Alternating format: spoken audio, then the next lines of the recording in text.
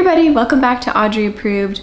Today I'm going to do 3 book pairings. I'm going to pair up 2 different books that have similarities when it comes to themes or plot structure or subject matter, or even just, the reading experience of one enhances your reading experience of the other. So any which way that I can pair up 2 different books.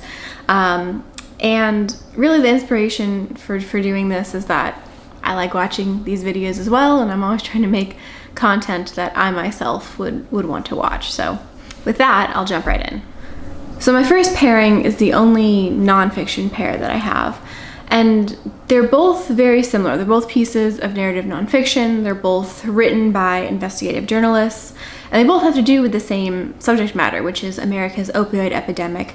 But I think that reading one enhances the reading experience of the other, which is why I'm pairing these 2 up. And those 2 books are Empire of Pain by Radden Keefe and Dreamland by Sam Quinones.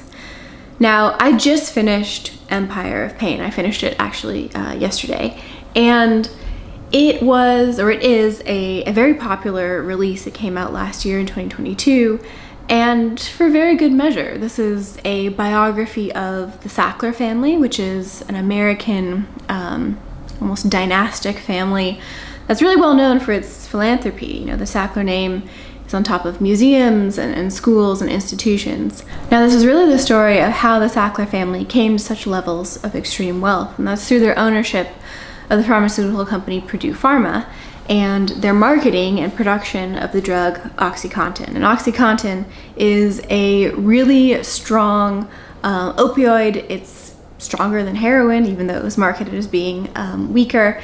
And it's used primarily in pain management, or at least it has been in the past. And that's partly due to Purdue Pharma's really aggressive marketing of this pharmaceutical and their kind of direct push to get doctors to prescribe OxyContin to patients. And this technique was incredibly effective.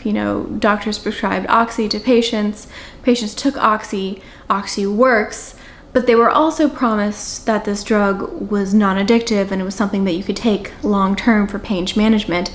And that wasn't always based on the truth. Purdue Pharma marketed so aggressively that they didn't always listen to their own scientists.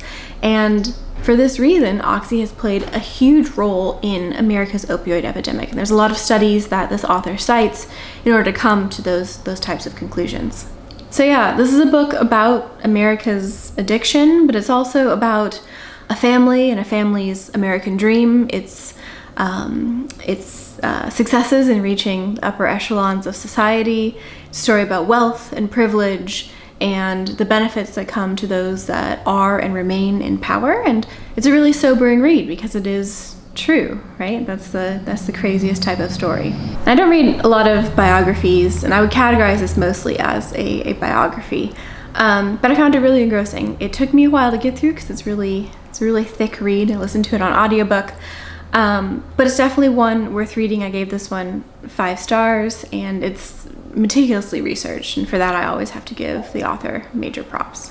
And so when it comes to pairings, I'm actually gonna sync this up with a book that is literally cited in Empire of Pain. Radden Keefe brings up this book and this author multiple times within the actual body of the text, and that is Dreamland by Sam Quinones, which is I'm going to forget the year. I'm going to put the year that it's up, but it was written a while ago, and this is also a story of America's opioid epidemic. And this is why I feel like these 2 books are so great to read together, because while one tells the story of an extremely wealthy family and their production of a drug that addicted America, the other book talks about why America took that drug. What were the changing economics? What were the changing cultural values?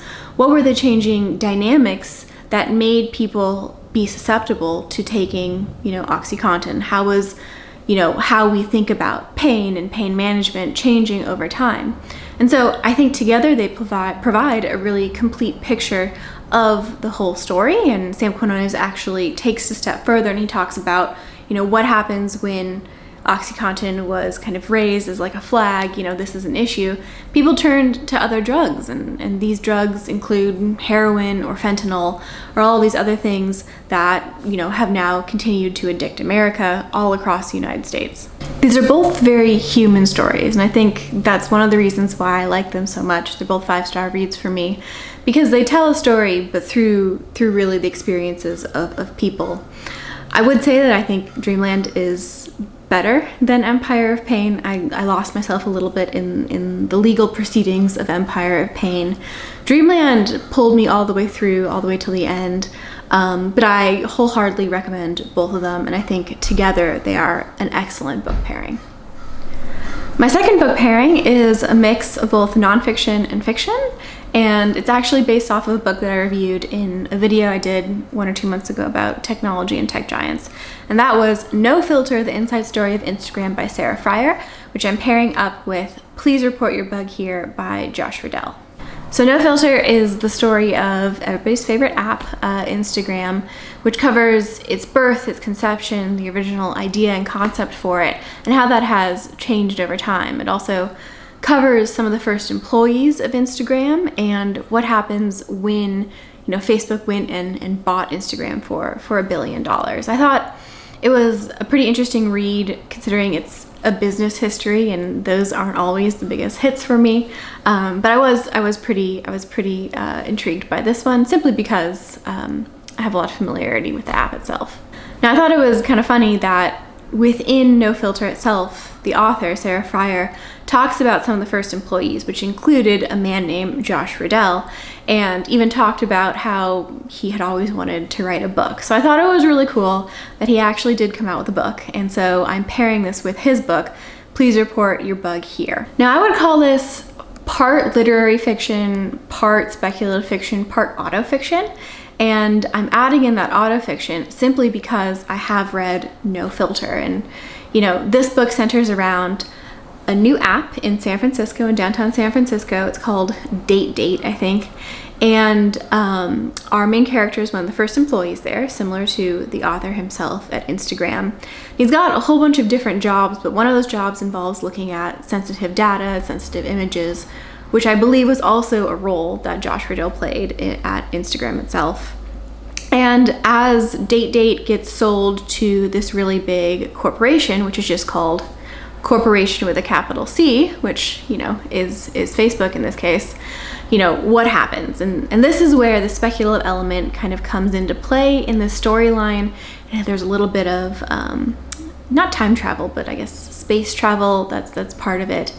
And while I thought that it was interesting conceptually, my favorite part of this book was actually kind of piecing out all the different commentary I think Riedel was making about Instagram. Please Report Your Bug Here is advertised as a mystery and a thriller. I think that's incorrect. It's never, the stakes are never high enough for it to feel like a thriller, and I don't think it was engrossing enough to call it a mystery, but I thought it was an interesting concept. I only gave it 3 stars. I gave No Filter 4 stars. And to be honest, I think Please Report Your Bug Here would be even lower if I hadn't paired it with No Filter. But if you're interested in startup culture, San Francisco startup culture, tech culture, and you want to read a piece of commentary on it, then I'd recommend both or either one of those. And my final book pairing for the day are 2 books that I feel like were really similar thematically. They're both pieces of, I guess, literary fiction, but I think they both have kind of a commercial edge to them. And that is Everything I Never Told You by Celeste, which is a 2015 release, and When We Fell Apart by Wiley, which came out last year in 2022. Now, why I'm pairing these together is, again, because of their themes. They both have to do with characters that are half Asian. They both have to do with a murder/suicide. You don't know which one it is. And they both really dive into the idea that sometimes the people that are the biggest strangers are the ones that are closest to us. Everything I Never Told You is set in small town America, I think in the 70s or the 80s, with a family of 5, 2 sisters, a brother, and the parents, and it switches perspectives, and you go through kind of the events that led up to the death of a daughter of the family. When We Fell Apart starts really similarly. It starts with the death of a woman, and we switch back and forth between perspectives between herself and her boyfriend as we move back in time through the present moment and then into the events that occur after her death. Thematically, they reminded me just so much of each other. I did really enjoy both of them. I gave them both 4 stars, and I thought that while Everything I Never Told You had more of a focus on younger characters and younger experiences and American experiences, When We Fell Apart focuses a lot on female roles within South Korean contemporary culture. It focuses on expectations, and the subject matter and the topics are a little bit more adult compared to, I think, Everything I Never Told You.